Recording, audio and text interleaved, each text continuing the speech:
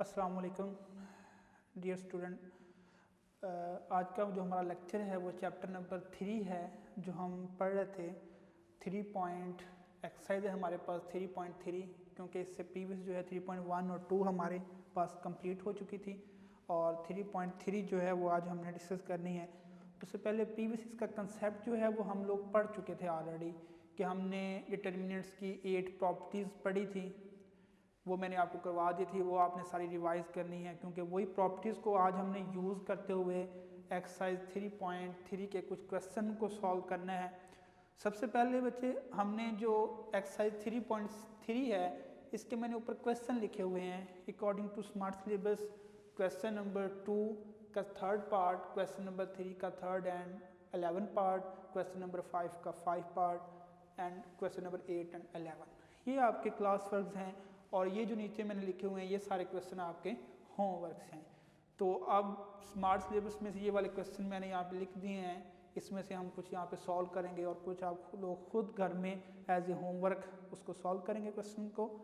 तो सबसे पहले हमारे पास क्वेश्चन नंबर जो 2 था वो मैंने आपको करवा दिया था, और क्वेश्चन नंबर 3 का जो थर्ड पार्ट है वो भी हम सॉल्व कर चुके हैं। आज हम क्वेश्चन नंबर 3 का 11 पार्ट देखेंगे। क्वेश्चन नंबर 3 के 11 पार्ट में हमें दिया हुआ है कि b plus C A square, C plus A B का square, a plus B C and C square का डिटर्मिनेंट जो है वो इक्वल है a plus B plus C, A minus B minus C और c माइनस ए। हमने ये prove करना है कि इस डिटर्मिनेंट का जो आंसर है, इस डिटर्मिनेंट का जो रिजल्ट है वो हमारे पास ये आना चाहिए, a plus B plus C, a minus B minus C और c माइनस ए।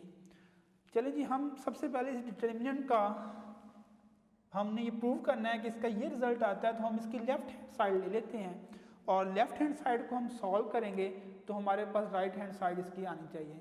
सबसे पहले लेफ्ट हैंड साइड लेते हैं हम यहाँ पर।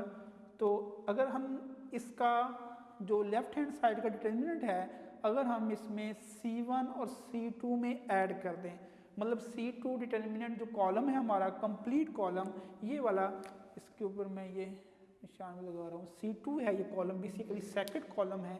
अगर इसको कंप्लीट को उठाकर C1 में ऐड कर दीजिए, मैंने यहाँ पे लिखा भी हुआ है C1 प्लस C2, तो हमारे पास यहाँ पे क्या आ जाएगा, B प्लस C में फर्स्ट एलिमेंट सेकंड कॉलम का ऐड हो जाएगा, C प्लस A में B ऐड हो जाएगा, A प्लस B में हमारे पास C ऐड हो जाएगा। हमने किया क्या है, बेसिकली ऑपरेशन जो है वहाँ पे हम कॉलम ऑपरेशन कर रहे हैं।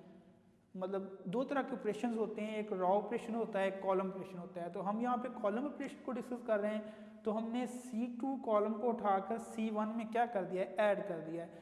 अगर अब हम देखें कि हमारे पास जो C1 कॉलम है इसके तमाम एलिमेंट सेम हैं, यहाँ पर भी a प्लस बी प्लस सी बन गया है, यहाँ पर भी और यहाँ पर भी, मतलब फर्स्ट कॉलम जो है हमारा पास कंप्लीटली जो है वो सेम आ चुका है उसके तमाम एलिमेंट्स।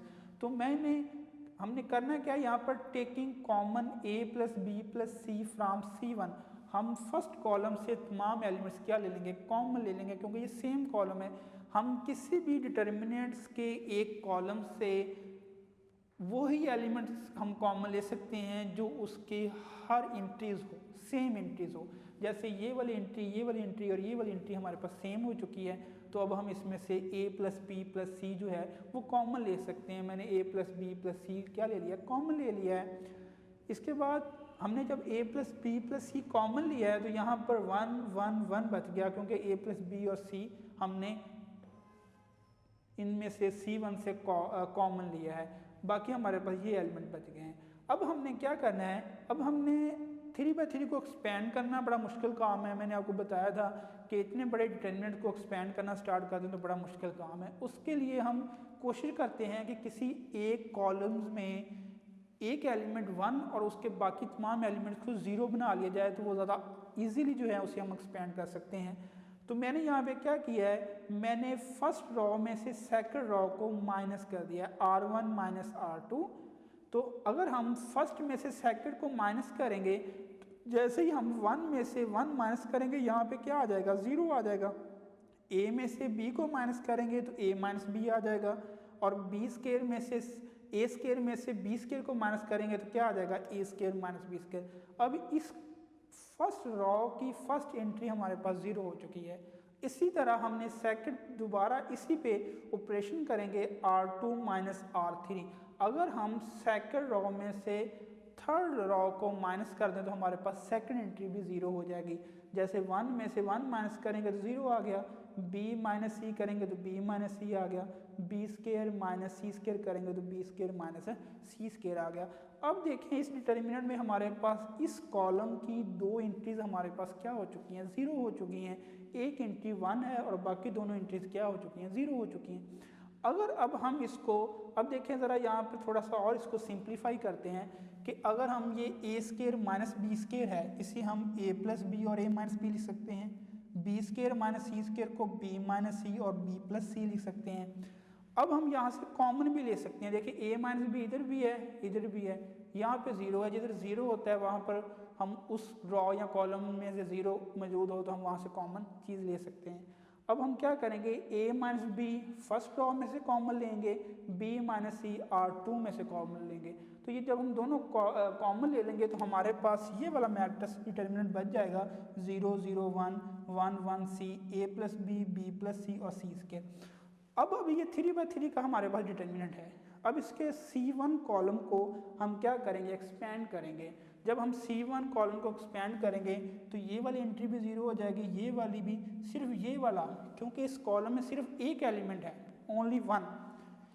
जब हम इसको एक्सपेंड करेंगे तो हमारे पास जब हम इस एलिमेंट पे पहुंचेंगे तो वो वाले एलिमेंट बचेंगे, बाकी दोनों एलिमेंट 0 और 0 पे 0 हो चुके होंगे। मैंने आपको इसको डीपली जो है वो आपको समझाया था कि इसको एक्सपेंड कैसे करते हैं। तो जब हम 1 पे एक्सपेंड करेंगे तो ये वाला कॉलम, ये वाली रॉ और ये वाला कॉलम क्या हो जाएगा, आपस में डिलीट हो जाएगा।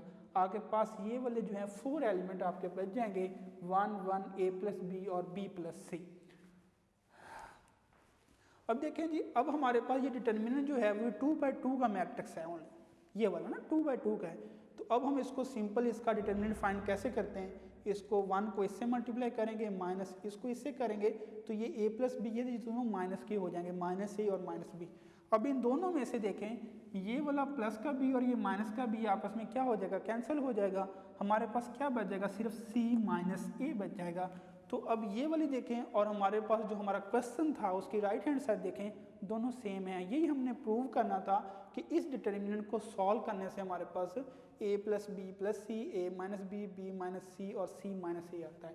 और वही हमारे पास फाइनल रिजल्ट आ गया 3/3 मैट्रिक्स को एक्सपेंड करने से। लेकिन एक्सपेंड करने से पहले हमने कुछ ऑपरेशन किए हैं, वो चीज़ें बनाने के लिए, अपनी आसानी के लिए, जैसे C1 C2 को ऐड किया, फिर हमने R1 R2 माइनस R3 को माइनस किया।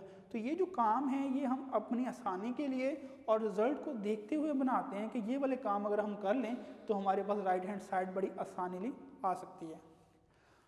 आगे जी क्वेश्चन नंबर 5 है, विदाउट एक्सपेंशन वेरीफाई दैट। अब उसने यहाँ पर क्वेश्चन नंबर 5 में कंडीशन लगा दी है। क्वेश्चन नंबर 5 में कंडीशन ये लगाई है कि हमने इस डिटर्मिनेंट को एक्सपेंड भी नहीं करना, लेकिन इसका आंसर 0 के इक्वल प्रूव करना है। इसका मतलब है कि जब इस पे कंडीशन लगा दी गई है तो इसे हम एक्सपेंड नहीं कर सकते। मतलब जिस तरह ये वाला हमने क्वेश्चन नंबर 3 को एक्सपेंड करके इसका प्रूव कर दिया, अब इसको तो हम एक्सपेंड करके 0 के बराबर प्रूव नहीं कर सकते। अब क्या होगा, जब हमारे पास इस तरह के क्वेश्चन आ जाएंगे जिन पे कंडीशन लगाई होगी कि with out expansion verify that, कि हमने उन्हें विद आउट एक्सपेंशन वेरीफाई करना है, तो इसका मतलब है कि हमने उन पे डिटर्मिनेंट की प्रॉपर्टी को यूज़ करना है। ठीक है, तो हमने वो प्रॉपर्टीज़ मैंने आपको डिटेल यहाँ पे लिखवाई भी थी, हमारे पास जो लेक्चर हुआ था। आपने उन 8 प्रॉपर्टीज़ को दोबारा रिवाइज करना है। उसमें एक प्रॉपर्टी है, उसके बल्कि उसमें 8 प्रॉपर्टीज़ में एक प्रॉपर्टी तो ये थी कि आपके डिटर्मिनेंट्स की एक रॉ या कॉलम कंप्लीट 0 हो जाए तो आपका डिटर्मिनेंट का आंसर 0 आता है। सेकंड प्रॉपर्टी ये थी कि आपके डिटर्मिनेंट की कोई भी एनी 2 रॉज, कोई भी 2 रॉज या 2 कॉलम आपस में सेम आ जाएं तब भी डिटर्मिनेंट का आंसर 0 आता है। ये 2 प्रॉपर्टीज़ पढ़ी हुई हैं आप लोगों ने, उन 8 प्रॉपर्टीज़ में जब रिवाइज करेंगे तो आपके सामने आ जाएंगी। अब हमने या तो हम ये करें, इस पे ऐसा कोई ऑपरेशन करें कि आपके पास एक कॉलम या एक रॉ कंप्लीट क्या हो जाए, 0 हो जाए, तो तब उस डिटर्मिनेंट का आंसर 0 आ सकता है। कुछ ऐसा ऑपरेशन करें। दूसरा ये है कि हमारे पास कि हम कोई भी दो रॉ या कॉलम आपस में सेम कर दें कि आंसर 0 आ जाए। अब देखते हैं कि हम इसमें से कोई ऐसा ऑपरेशन करेंगे कि या तो हमारे पास एक रॉ या कॉलम कंप्लीट 0 आए और आंसर 0 हो जाए, या कोई दो रॉ या कॉलम सेम आ जाए और हमारा आंसर 0 आ जाए। उसके लिए मैंने लेफ्ट हैंड साइड ले ली है, ये वाले क्वेश्चन नंबर 5 की डिटर्मिनेंट ये वाला मैंने ले लिया लेफ्ट हैंड साइड, ये मैंने लिख दिया। अब इसमें क्या किया है कि हमने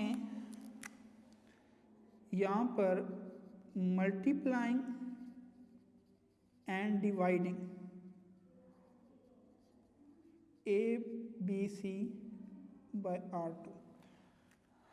ये बात याद रखें, आप डिटर्मिनेंट के अंदर अगर किसी एक रॉ या कॉलम को किसी चीज़ से मल्टीप्लाई करना चाहते हैं तो उसी चीज़ से आपको बाहर डिवाइड करना पड़ेगा, और अगर आप उस चीज़ से किसी कॉलम या रॉ को डिवाइड करना चाहते हैं तो वो चीज़ से आपको बाहर मल्टीप्लाई करना पड़ेगा। मतलब ये है कि अगर आप मल्टीप्लाई करना चाह रहे हैं तो आपको बाहर डिवाइड करना पड़ेगा, और अगर अंदर आप डिवाइड करना चाह रहे हैं तो बाहर आपको मल्टीप्लाई करना पड़ेगा उस डिटर्मिनेंट के। जैसे मैंने अब ABC से R2 को मल्टीप्लाई किया है, ABC, तो इसका मतलब है कि मुझे ABC पर इसके बाहर डिवाइड करना पड़ेगा। अगर डिवाइड होता तो मल्टीप्लाई करना पड़ता। ठीक है, ये चीज़ें आप लोगों ने याद रखनी है डिटर्मिनेंट में स्पेशल, कि जब भी हम किसी चीज़ से अंदर मल्टीप्लाई करते हैं तो उसी चीज़ से हम बाहर क्या करते हैं, डिवाइड करते हैं उसको। अब ABC से मल्टीप्लाई किया R2 को और मैंने ABC पे डिवाइड भी कर दिया। अब जब हमने मल्टीप्लाई किया R2 को सेकंड रॉ को, तो यहाँ से A से A कैंसिल, यहाँ पे BC आ जाएगा सेकंड रॉ में, यहाँ पर B से B कैंसिल, यहाँ पर CA आ जाएगा, यहाँ से C कैंसिल, तो हमारे पास AB आ जाएगा। इस ऑपरेशन करने से हमें क्या हासिल हुआ, क्या हमें गिवन हुआ, ABC से मल्टीप्लाई करने से हमारे पास R1 और R2 रॉ जो हैं वो सेम हो गई हैं। अब R1 रॉ देखें और R2 रॉ, मैं यहाँ पर आपको ये हमारे पास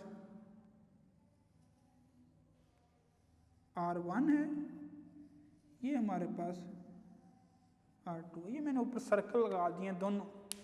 ठीक है, सिर्फ आपको नज़र आ जाता कि आपको समझ आ जाए कि ये दोनों रॉज जो हैं R1 और R2 आपस में क्या हो चुकी हैं, सेम हो चुकी हैं। R1 और R2 आर आइडेंटिकली। अब हमने ये प्रॉपर्टी पढ़ी है कि जब भी किसी डिटर्मिनेंट की एनी टू रॉज सेम हो जाएंगे या दो कॉलम दोनों हैं, ठीक है, लाजमी नहीं कि रॉ सेम हो, कॉलम सेम होने पर भी देर हो जाता है। तो यहाँ पर हमने क्या किया कि डिटर्मिनेंट की दो रॉज जो हैं वो आपस में सेम कर दी हैं, R1 भी सेम हो गई है, R2 भी सेम हो गई है। जब हमारे पास मैट्रिक्स की दो रॉज आपस में सेम हो जाती हैं तो उसके डिटर्मिनेंट का आंसर क्या होता है, 0 होता है, क्योंकि ये हमने डिटर्मिनेंट की प्रॉपर्टी में डिस्कस किया था।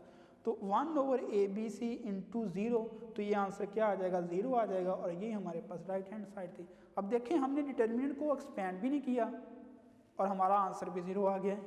तो ये चीज़ हमने प्रूव करनी थी कि हमने डिटर्मिनेंट को विद आउट एक्सपेंशन, बगैर एक्सपेंड किए हमने उसका आंसर 0 प्रूव करना है। आगे जी क्वेश्चन नंबर 8 है। क्वेश्चन नंबर 8 में उसने लिखा हुआ है कि शो दैट, आपने शो करना है कि इस डिटर्मिनेंट का आंसर x+3 और x-1 का क्यूब आता है। चलें जी, अब हम ये प्रूव करेंगे कि क्वेश्चन नंबर 8 जा को राइट हैंड साइड किस तरह आएगी। तो सबसे पहले हम लेफ्ट हैंड साइड ले लेते हैं, ये वाला, ठीक है। अब लेफ्ट हैंड साइड पे हमने एक ऑपरेशन किया है, मैं यहाँ पे लिख रहा हूँ R1 + R2 + R3 + R4। हमने ये रॉ के साथ नहीं होगा क्योंकि ये हम कॉलम ऑपरेशन कर रहे हैं, तो फिर C लिखेंगे, ठीक है। C1 + C2 + C3 C4। हमने किया क्या है कि हमने फर्स्ट कॉलम को, सेकंड कॉलम को, थर्ड कॉलम को, तीनों को उठा के C1 में ऐड कर दिया है। तो जब हम फर्स्ट में ऐड करेंगे तो ये 1 1 1, ये 3 दफ़ा 1 यहाँ पे ऐड हो जाएगा। जब यहाँ पर ऐड करेंगे तो ये x1 और 1 ये ऐड हो जाएगा, फिर ये 1x1 ये वाला ऐड हो जाएगा, इस तरह सोवन। ये हमने तीनों column C2 C3 and C4 तीनों कॉलम्स को उठा के हमने C1 में फर्स्ट कॉलम में ऐड कर दिया है। अब अगर हम देखें कि जब हमने ऐड किया है तो ये वाली टर्म्स ये वाली टर्म्स ये वाली टर्म्स और ये वाली टर्म आपस में क्या हो गई है, सेम हो गई है। इससे पहले सेम नहीं थी, यहाँ पर x1 1 और 1 था। जैसे ही हमने C2 C3 एंड C4 को उठा के C1 में ऐड किया है तो आपके पास ये जो C1 कॉलम है ये क्या हो चुका है, ये सेम हो चुका है। अब C1 के तमाम एलिमेंट्स क्या हैं, तमाम एंट्री सेम है। अब ये वाली एंट्री ये वाली एंट्री ये वाली एंट्री ये क्या बनती है, ये x+3 बनती है। जिसका मतलब है कि एक कॉलम या रॉ में जब एंट्री सेम हो जाए तो उनको हम कॉमन ले सकते हैं। तो बड़ी इजीली हम x+3, ये सारा x+3 x+3 x+3 और x+3 बनता है। जब इसको कॉमन लेंगे x+3 तो यहाँ पे क्या बच जाएगा 1 1 1 एंड 1। ठीक है, अब ये बाकी हमारे पास मैट्रिक्स डिटरमिनेंट बच गया। इसमें से x+3 हमने C1 में से कॉमन ले लिया। नेक्स्ट अब हमने क्या करना है कि इसे एक्सपेंड करना है, लेकिन 4x4 मैट्रिक्स को एक्सपेंड करना तो बड़ा मुश्किल काम है। तो उसके लिए वही टेक्निक जो मैंने हम प्रीवियस क्वेश्चन में आपको बताई थी कि हम ये यूज़ करेंगे कि आप किसी एक रॉ या कॉलम के एक एंट्री को छोड़ के बाकी तमाम एंट्री को ज़ीरो कर दें, कोई ऐसा ऑपरेशन करें। तो मैंने क्या किया कि मैंने ये C1 कॉलम की फर्स्ट एंट्री को छोड़ के बाकी सारे एंट्रीज को क्या कर दिया, ज़ीरो कर दिया। मतलब ये वाली एंट्री ये वाली एंट्री और ये वाली एंट्री क्या कर दी, ज़ीरो कर दी। उसके लिए मैंने क्या किया, ऑपरेशन किया। मैंने R2 में से R1 माइनस किया, R3 में से R1, R4 में से R1। मतलब सेकंड रॉ में से फर्स्ट रॉ को माइनस किया, थर्ड रॉ में से R1 को और फोर्थ रॉ में से R1 को। मतलब R1 ही माइनस किया तमाम रॉ से। जब हमने R2 से R1 निकाला तो यहाँ पे ज़ीरो, बाकी भी ये भी इस तरह x-1 और 0 0 आ गया। R3 में से R1 को निकाला, फिर ये दोनों ज़ीरो और बाकी ये वाली चीज़ें आ गई। और जब हमने R4 में से निकाला तो ये तीनों ज़ीरो और यहाँ पर x-1 आ गया। अब इस डिटर्मिनेंट्स में हमारे पास पहला जो कॉलम है C1 कॉलम है, उसमें एक एंट्री के अलावा बाकी तमाम एलिमेंट ज़ीरो हैं। तो अब हम एक्सपेंड भी उसी कॉलम या रॉ को करते होते हैं जिसमें ज़्यादा से ज़्यादा ज़ीरो आ जाएं, क्योंकि हमें उसको सॉल्व ना करना पड़े, क्योंकि जहाँ पे वो तमाम ज़ीरो होती हैं वो तमाम एंट्रीज ख़त्म हो जाती हैं मल्टीप्लाई होने से। जब मैं इसके C1 को एक्सपेंड करूँगा तो ये वाले एक्सपेंड करने पे ज़ीरो हो जाएंगे, सिर्फ पहले एलिमेंट बच जाएगा। तो जब हम C1 को एक्सपेंड करेंगे तो हम क्या करेंगे, हम ये वाला C1 कॉलम जो है और रॉ R1 जो है ये दोनों डिलीट करते हैं। एक्सपेंड करना आता है ना आप लोगों को, मैंने सिखाया भी था कि जब हम एक से एलिमेंट को एक्सपेंड करेंगे तो ये वाला रॉ और ये वाला कॉलम को क्या करते हैं, डिलीट करते हैं। जब ये रॉ और ये कॉलम डिलीट हो जाएगा तो आपके पास ये वाले एलिमेंट सारे आ जाएंगे। तो वही मैंने लिखे हैं x-1 0 0 0 x-1 0 0 0 x-1। अब नेक्स्ट अब फिर एक्सपेंड करना पड़ेगा, 3x3 का मैट्रिक्स है। अब इसमें से आप R1 को कर लें या C1 को कर लें, एक ही बात है, क्योंकि x-1 में भी दो एलिमेंट ज़ीरो हैं और C1 में भी दो एलिमेंट क्या हैं, ज़ीरो हैं। तो अगर मैं इसमें C1 को ये कर लूँ तो हमारे पास क्या आ जाएगा, ये वाले जिसमें मैं डॉट डॉट लगा रहा हूँ ये वाला और ये वाला जो रॉ है R1 और C1 कॉलम आपस में दोनों क्या हो जाएंगे, हमारे पास डिलीट हो जाएंगे।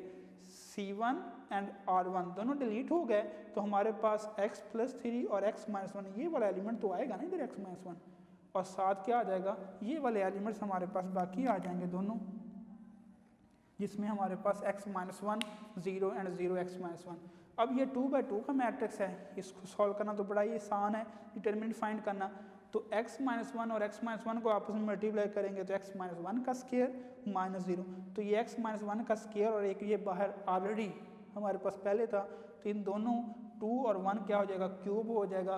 तो अगर हम क्वेश्चन नंबर 8 की राइट हैंड साइड देखें तो हमारे पास ये गिवन था कि x+3 एंड x-1 का क्यूब के बराबर हमने इस डिटर्मिनेंट को प्रूव करना था। तो वो आंसर हमने प्रूव किया इसके राइट हैंड साइड में।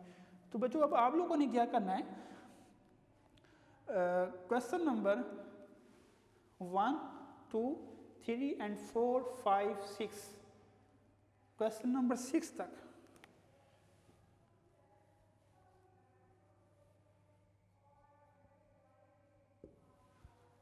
आप लोगों ने क्वेश्चन नंबर, ये क्लास वर्क के क्वेश्चन नंबर 8 तक और क्वेश्चन नंबर इधर से जो हमारा होमवर्क है क्वेश्चन नंबर 1 2 3 4 5 एंड 6, बिल्कुल सेम इसी तरह आप लोगों ने क्वेश्चन को सॉल्व करना है।